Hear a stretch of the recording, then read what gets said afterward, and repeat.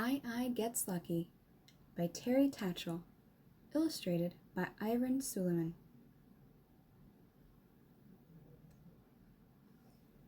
I was a lemur who had to duck and hide whenever all the people woke and filled the land outside. Because he caused some trouble they wouldn't soon forget. See, I loved to pull big pranks with almost no regret. He used his creepy hand to scare the young ones and the old. They saw it as a monstrous beast, horrific to behold. He'd skulk around and wait for them to settle down to eat, then slip his creepy hand up close beside them on their seat. And oh my, how it pleased him to see those people squeal, and as a bonus, more than not, they'd huck their yummy meal right at him in his face or mouth. He didn't even care. See, I loved good people food, his payment for their scare. But then one day he went too far. Some people called him lout, said he was evil and bad luck, and then they cast him out. The word spread far that he was bad, unlucky to behold. A law was passed to keep him out, and fearful tales were told. He had no choice. He had to hide and spend long days alone. I miss the people and their food, I would softly moan. So I set to thinking to make himself a plan to win the hearts and trust again of villagers and clan. But all that he could think of were pranks and nasty stuff to make them scared or jumpy, and his hand, that made it tough. It's not my fault, I'm born that way. I think that they are rude to banish me and never share their very yummy food. So I felt a little mad and vowed to run away. He'd find new friends who liked his jokes and wanted him to stay. But as he went, a monster swooped. It came without a sound. He was so scared he wet himself and pooped upon the ground.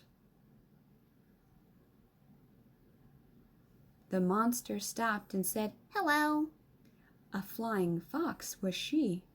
"I meant no harm to you, in fact. I'm here to help, you see." "I do not see," the I screamed. "Why would you scare me so? That wasn't nice to feel such fright. I think you should go." The flying fox just smiled at him. She really meant to help. "I pulled a prank on you tonight, so you would scream and yelp. And see just how those people feel. You scared them to their core, and took delight in their spilt food and ate it off the floor.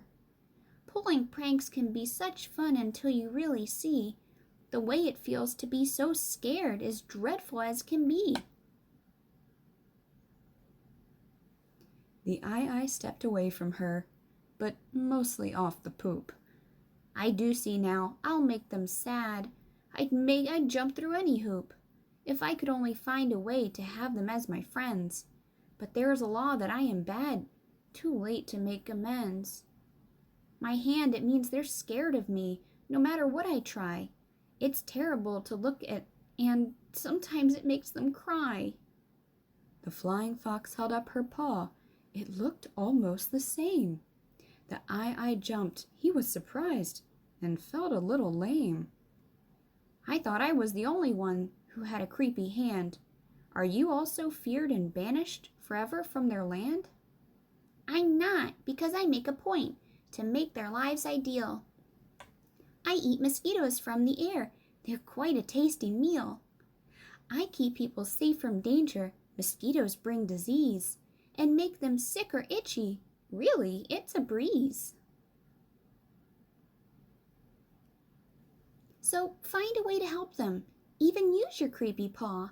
Spread good luck and happiness. They'll change their bad luck law."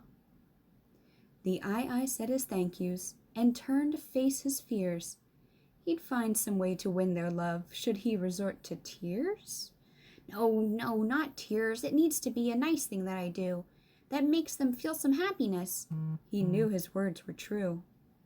He waited in the bushes and watched them for a month. Then suddenly he saw his chance to save a baby's lunch. Her mother wasn't watching as she threw her food around, and most of it had rolled beneath a boulder on the ground. He ran up fast and smiled at her.